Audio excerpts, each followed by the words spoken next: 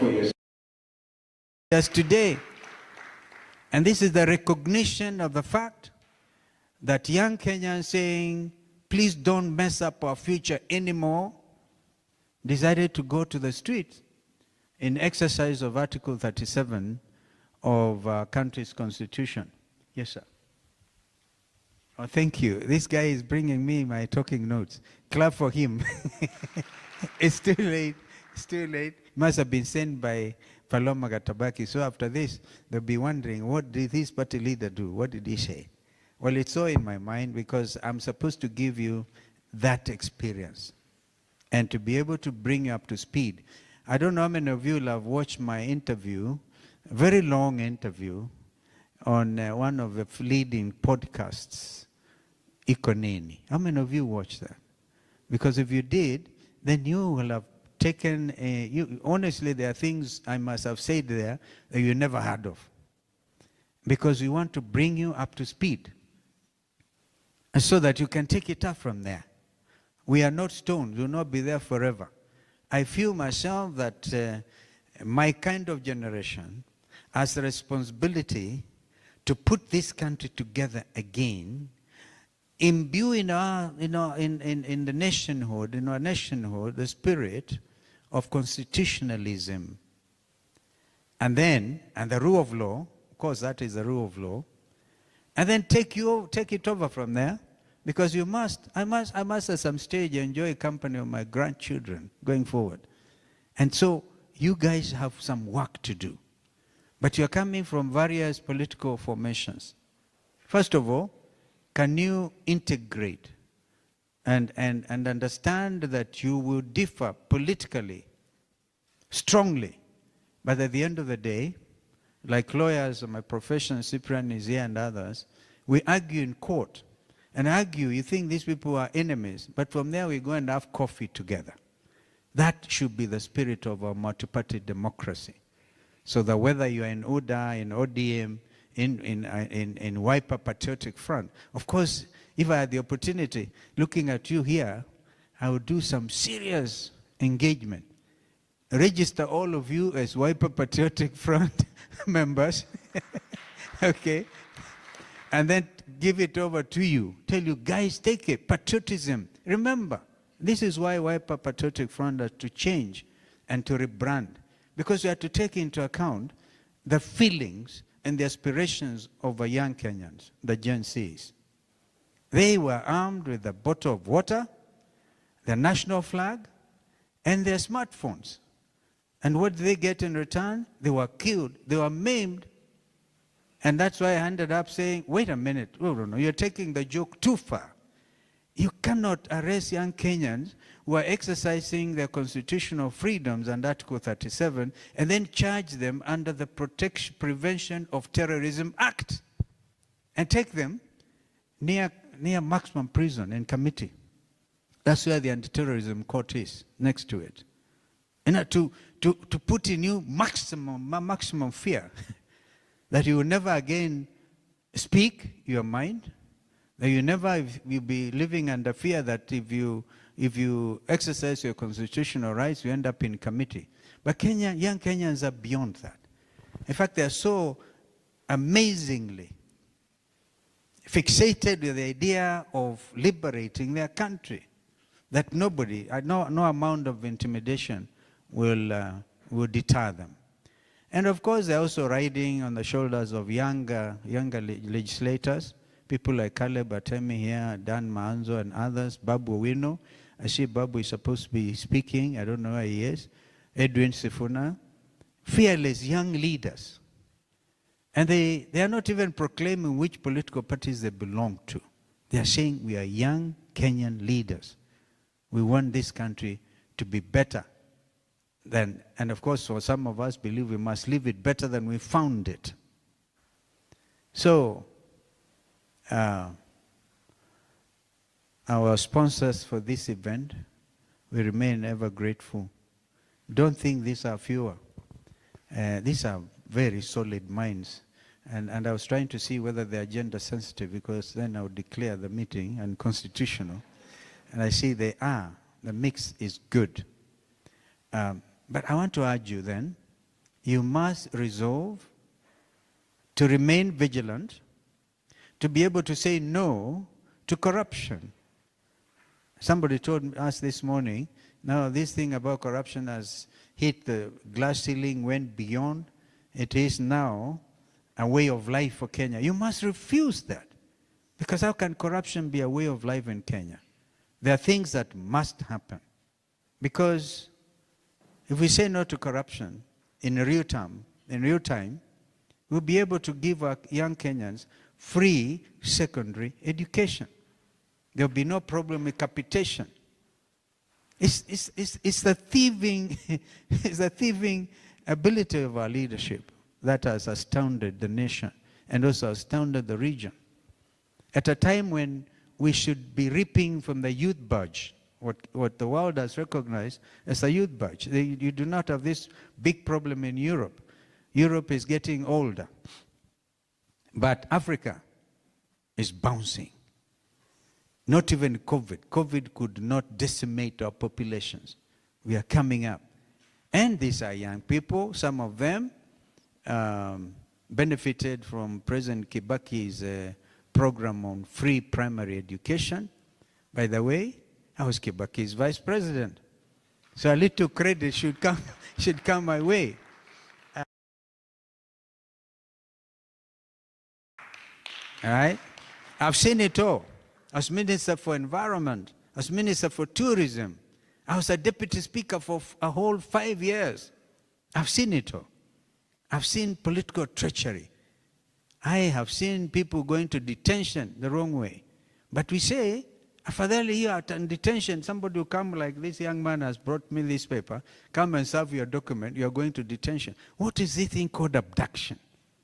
Abduction? Just to defeat the fact the Constitution outlawed detention without trial, then to beat that, you detain in Subarus, in the boots, and take young people everywhere, confuse them. Now, we must stand up. The time to stand up, young Kenyans, is now. From across the political divide. I must be honest with you, some of us watched it, we saw these excesses, and now, for whatever it means, I will stand where the people are and defend the Constitution properly. Properly. And I just wanted to pass this over to you, and while I suggest, Kidi, a structured inter-party dialogue involving the young Kenyans.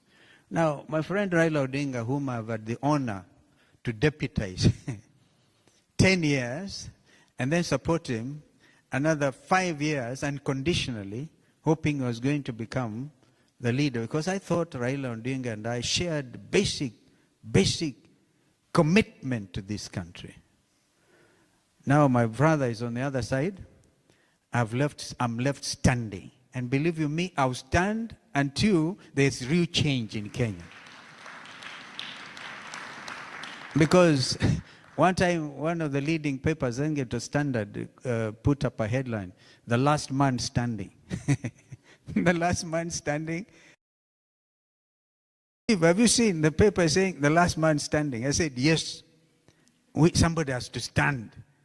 Because if we all now say yes, sir, and get compromised beyond recognition, what happens to the future of this country? So we must dig in. And I'm here to tell you, dig in. Look at the values we have under Constitution 2010 and Article 10. Look at your rights. Also recognize we are not an island nation when it comes to the issue of human rights, for example. Human rights are universal, and we have imported all those UN resolutions under Article 1920 of our Constitution. They have become part of our domestic law. So I just here to encourage you to stand strong. And believe you me, we'll be with you, whether or not you are Wiper Patriotic Front or Democratic Party or UDA, because I can tell you, a time is coming when Kenyans are going to say, wait. It cannot be any other way than change. the change that has eluded this nation is coming. So don't give up.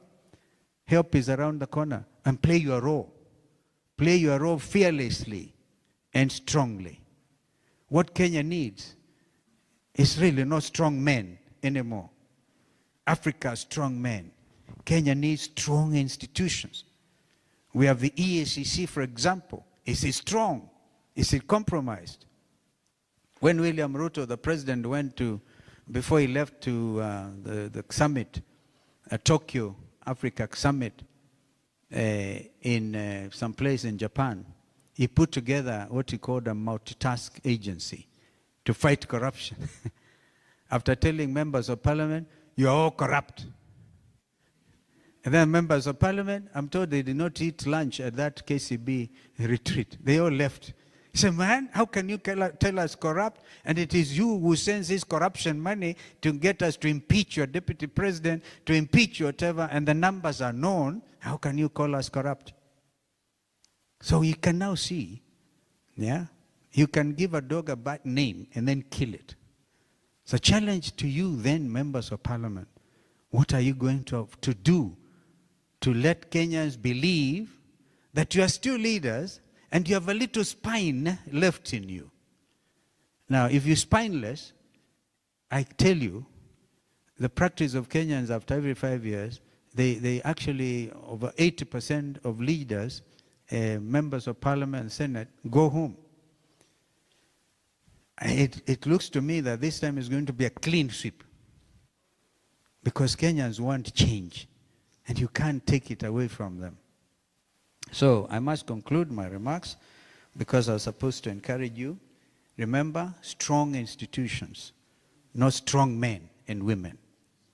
You are strong, and also country needs strong young men and women, because you see, you're stronger than I am. Believe you me, even if you see us dancing here, hey, or something, to a sikuti or something, Caleb, if you go dancing is good to you and me, I'm sure you leave me behind, because we must accept surrendering the things of youth as well. But please remember, we must combine wisdom with energy, with youthfulness, to be able to hold this country together. And then hand it over. Before you came in, Caleb, I said, we get this country back on track and hand it over to the next generation. That is a Gen Z revolution. And you know, you have inspired the world. Prime Minister of Bangladesh had to flee by helicopter to India. It has never been the same again. Sri Lanka. I think this is why the KK administration were afraid. They thought people were going to walk here and swim. I don't know if there's a swimming pool in State House, I don't know. But they were swimming in Sri Lanka. And yesterday, a prime minister of Nepal, you must have seen it. Again, the youth people inspired by the Gen Z revolution in Kenya. Kenyans, you must clap for yourselves, because this is really something. They say no, but don't worry, moderators, if they demonstrate sometimes intolerance and polarization.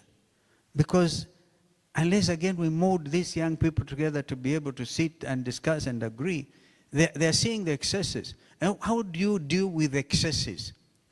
Do you say, oh, let us sit and agree that Kenya is a multi-party democracy? It's already in the Constitution.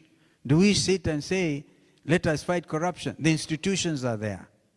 Or do you come out and throw them out? So the young people, that's the only thing. How do we manage their fury? Believe you me, even as we speak, the anger that was demonstrated on the 25th of June, 2025, when the young people demonstrated against high cost, high taxation. This country is the most overtaxed nation anywhere in the world. And they said no. And you overtax us and you steal from us as well. We'll say no. So before you sit and moderate them, allow them to vent their anger. That anger is still present in our country.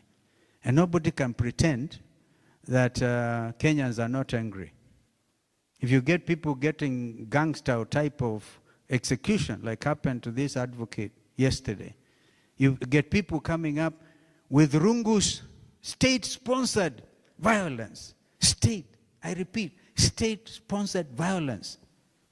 And you tell them they can sit with you and discuss.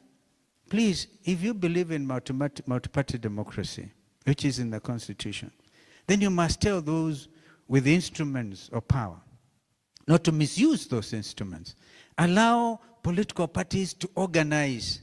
I saw somebody from DCP, right? They hear Rigathi Gachagua, the next thing is tear gas, throw him, don't allow him to address the... Honestly, it is not possible in a democracy to deny people the right to speak, the right to go to church. Even in churches, some of us are in church, they throw tear gas in the church. They beat you up.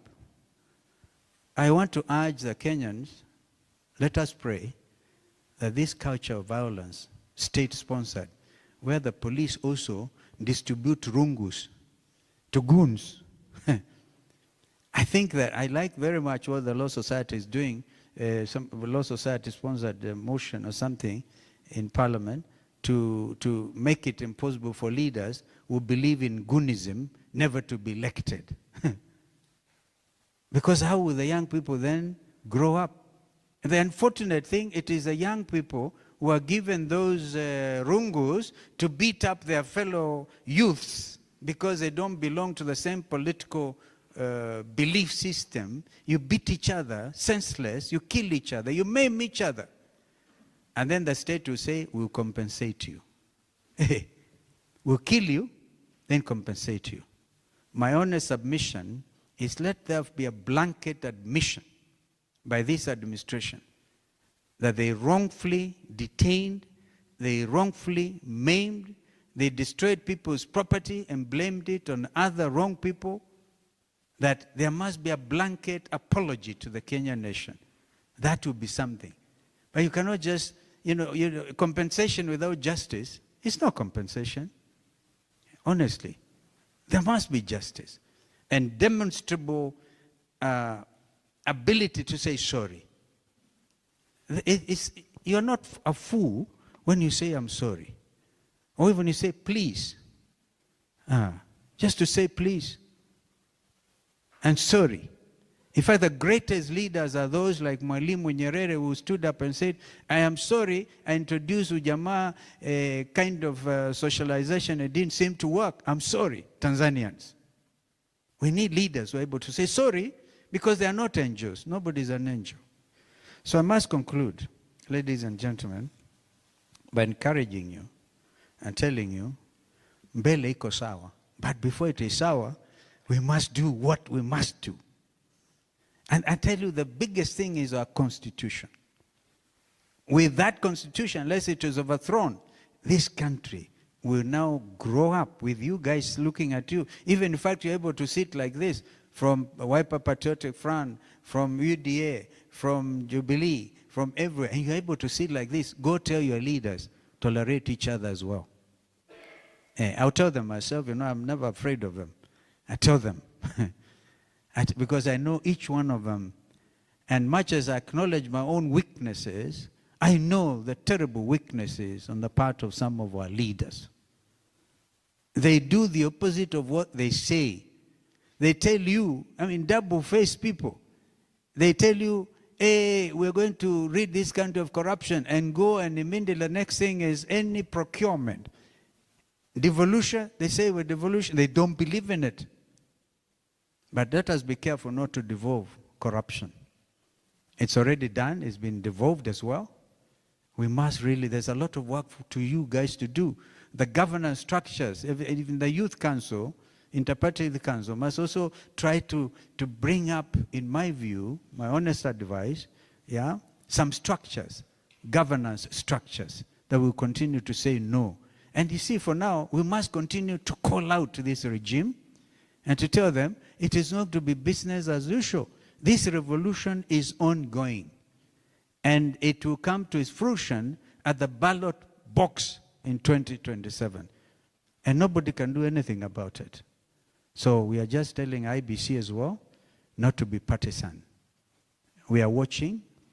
They already procured materials. I must tell you this. They've already, even before the new Ruto Commission came into place, the CEO of IBC, they may have told you this, have already procured materials for 2027 election in the absence of the commission. This is how bad things can become. Will you believe that? It is true. So that they will have eaten before the commission comes in.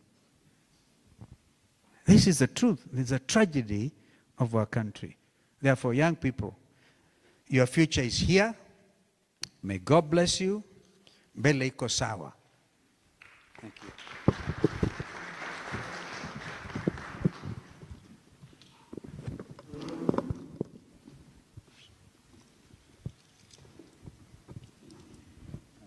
Thank you so much. Thank you. Well done.